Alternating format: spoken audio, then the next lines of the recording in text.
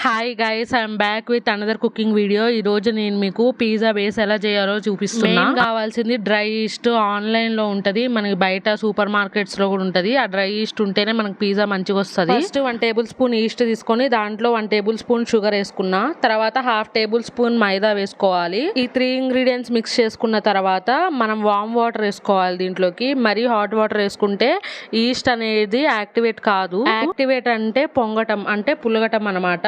మంచిగా గోరువెచ్చటి నీళ్ళతో మిక్స్ చేసుకుంటూ ఉండాలి. ఒక 10 మినిట్స్ దీన్ని సైడ్ పెట్టుకోవాలి. ఆ ఈస్ట్ ఖచ్చితంగా పొంగి తీరాల్సిందే, లేకపోతే ఆ పొంగకపోతే మనం పిండిలో వేసుకొని కలపడానికి కూడా కుదరదు. అది డేట్ అయిపోయిందని అర్థం. ఆరెల్స్ మీరు వాటర్ సరిగ్గా వామ్ వాటర్ పోయకుండా బాగా హాట్ వాటర్ పోసినట్టు అర్థం. అదే మెయిన్ కీ పాయింట్ మనం పిజ్జా బేస్ చేసుకోవడానికి. నేను ఇంకో బౌల్లో 2.5 కప్స్ గోధుమ పిండి తీసుకుంటున్నా. గోధుమ పిండి ప్లేస్ లో మీరు మైదా పిండి అయినా వేసుకోవచ్చు. ఒక క్యూబ్ బటర్ వేసుకోవాలి. ఒకవేళ బటర్ లేకపోతే మీ దగ్గర ఆయిల్ అయినా వేయొచ్చు. అండ్ టేస్ట్ కి సరిపడా సాల్ట్ వేసుకొని మంచిగా మిక్స్ చేసుకోవాలి దీన్ని. ఇక్కడ మీకు ఈస్ట్ ఎలా పొంగిందో చూపిస్తున్నా చూడండి. ఇలా మంచిగా పొంగాలి. ఇట్లా పొంగినట్టయితే మంచిగా పిజ్జా బేస్ కూడా మంచిగా ఉంటది. ఒకవేళ ఈ పిండిలో మీకు ఈస్ట్ వాటర్ సరిపోకపోతే నార్మల్ వాటర్ అయినా వేసుకొని మిక్స్ చేసుకోవచ్చు. నేను నార్మల్ వాటర్ కూడా వేసుకున్నా. నేను చెప్పిన మెజర్మెంట్స్ కి ఒక 3 మీడియం సైజ్ పిజ్జా బేసెస్ వస్తాయి. ఒకవేళ మీకు పిజ్జా తినాలనుకుంటే, మీరు ఈవినింగ్ తినాలనుకుంటే ఆఫ్టర్నూనే ఈ ప్రాసెస్ స్టార్ట్ చేసుకోవాలి. ఎందుకంటే దీనికి వెయిటింగ్ టైమే ఎక్కువ ఉంటది. ఇది చపాతీ ముద్దలాగా కలుపుకోకుండా కొంచెం లూజ్ గానే కలుపుకోవాలి. ఇక్కడ చూపిస్తున్న విధంగా మంచిగా మిక్స్ చేసుకోవాలి. చేతికి అతుక్కుంటా ఉంటది. మీరు ఇంకా పిండి యాడ్ చేయొద్దు. అదే టైంలో మీరు మంచిగా బాల్ లాగా చేసి దాని మీద కొంచెం ఆయిల్ డ్రాప్స్ వేసుకోవాలి. ఆయిల్ వేసాక ఇక మన చేతికి ఏమీ అంటుకోదు. ఇట్లా బాల్ లాగా చేసుకొని దానిపైన కాటన్ క్లాత్ వేసుకోండి. ఈ పిండిని ఒక అర్ధగంట నాననివ్వాలి.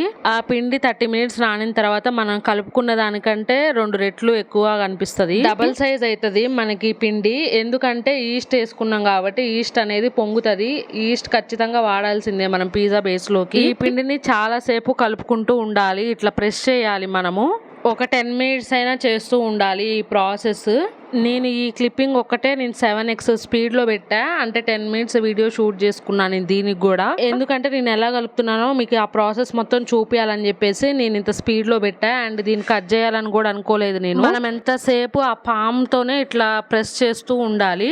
చిన్నగా ప్రెస్ చేశాక ఆ బాల్స్ లాగా చేసుకున్నా. ఒక 3 బాల్స్ లాగా చేసుకొని పైనుంచి పిండిని కింద దాకా కలుపుతున్నా. ఎందుకంటే బాల్స్ లాగా అవుతాయి. ఇప్పుడు ఈ బాల్స్ మీద కొంచెం ఆయిల్ స్ప్రెడ్ చేసుకున్న తర్వాత దీన్ని ఒక 10 మినిట్స్ క్లోజ్ చేసుకుని పక్కన పెట్టుకోవాలి. ఇక్కడ ఎంతగానో ఉబ్బి ఉన్నాయో ప్రెస్ చేస్తే అలా మెత్తగా ఉంటాయి మనకి ఇక్కడ. మళ్ళీ ఇక్కడ బాల్స్ లాగా చేసుకొని ఇదే పిజ్జా బేస్ అన్నమాట. పిజ్జా బేస్ చాలా ఈజీ అండి. రెస్ట్ టైమే ఎక్కువ ఉంటుంది దానికి. మనం ఫస్ట్ ఈస్ట్ కలుపుకున్న తర్వాత 10 మినిట్స్ పక్కన పెట్టుకోవాలి. తర్వాత మనం మ్యారినేట్ చేసుకున్న పిండిని ఒక 30 మినిట్స్ పక్కన పెట్టుకోవాలి. తర్వాత మనం బాల్స్ చేసుకున్న పిండిని మళ్ళీ ఇంకో 10 మినిట్స్ పక్కన పెట్టుకోవాలి. అంటే రెస్ట్ టైమే ఎక్కువ ఉంటుంది దానికి. పిజ్జా పిండి ముద్ద పెట్టేదానికంటే ముందు మనం సూజీ రవ్వ వేసుకోవాలి. అంటే బొంబాయి రవ్వ వేసుకోవాలి కింద. ఎందుకంటే కింద అతుక్కోకుండా ఉంటది. చపాతీ కర్రతో మనం మందంగా ఇట్లా రోల్ చేసుకుంటూ ఉండాలి. చూపిస్తున్న విధంగా పిజ్జా బేస్ ప్లేట్ మొత్తం వచ్చేలాగా స్ప్రెడ్ చేసుకున్న తర్వాత దాన్ని చివరి నుంచి రోల్ చేసుకోవాలి. ఇట్లా నేను చూపిస్తున్నా ఇక్కడ మీకు. పిజ్జా వీడియోస్ మన ఛానల్లో ఒక 2 ఉన్నాయి. పిజ్జా సాస్ ఎలా చేసుకోవాలో అండ్ మోర్లో సూపర్ మార్కెట్లో దొరికే పిజ్జా బ్రెడ్తో నేను ఎలా పిజ్జా చేశానో అని కూడా నేను వీడియో తీసా. ఆ 2 లింక్స్ కూడా డిస్క్రిప్షన్లో ఇస్తా. ఒకసారి అవి కూడా చూడండి. పిజ్జా బేస్ చివర్లో ఇట్లా రోల్ చేసుకున్న తర్వాత ఫోర్క్తో ఇట్లా హోల్స్ పెట్టుకున్నా. ఇట్లా హోల్స్ పెట్టుకున్న తర్వాత మనం పిజ్జా సాస్ వేయాలి. పిజ్జా సాస్ చాలా అంటే చాలా ఈజీ ప్రాసెస్ అండి. మనం ఇంట్లోనే చేసుకోవచ్చు. ఒకసారి మీరు ఇలా ట్రై చేసుకుంటే ఇంకా బయట పిజ్జా అనేది తినరు. అండ్ ఆల్సో బయట సాస్ కూడా మీరు యూస్ చేయరు కూడా. అంత టేస్టీగా ఉంటుంది పిజ్జా సాస్ కూడా. మనం పిజ్జా బేస్ మీద వేసే సాసే పిజ్జా టేస్ట్ అండి. పిజ్జా సాస్ వేసుకున్న తర్వాత చీజ్ వేసుకున్నా. నేను ఇక్కడ చీజ్ అండ్ పన్నీర్ ఒకటే నేను బయట తెచ్చుకున్నా. మిగతా అన్ని ఇంట్లోనే చేసుకున్నా అండి. సూపర్ మార్కెట్స్ లో చీజ్ గ్రేటెడ్ కూడా ఉంటది. నేను ఇక్కడ క్యూబ్ తీసుకొని వచ్చా. చీజ్ వేసుకున్న దాని మీద ఆనియన్స్ అండ్ పన్నీర్ వేసాను నేనైతే. మళ్ళీ దానిపైన ఇంకా మీరు చీజ్ వేసుకోవచ్చు.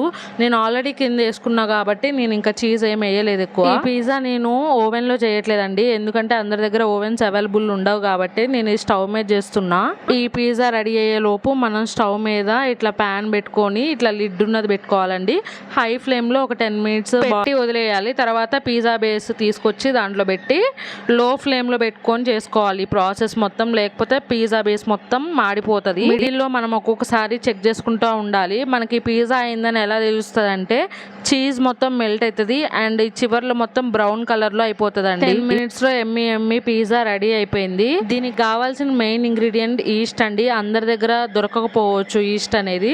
నేను అమెజాన్ లో ఏమైనా ఉంటే లింక్ నేను డిస్క్రిప్షన్ లో ఇస్తా, చూడండి. నిజం చెప్తున్నా అండి, ఒక్కసారి మీరు పిజ్జా చేసుకుంటే ఇక బయట పిజ్జా అనేది తీసుకోవచ్చు. చాలా అంటే చాలా ఈజీ ప్రాసెస్, మన చేత్తోనే చేసుకోవచ్చు ఈ పిజ్జా. ఈ వీడియో నచ్చితే please do like, share and subscribe to my channel. Bye guys, see you in my next video.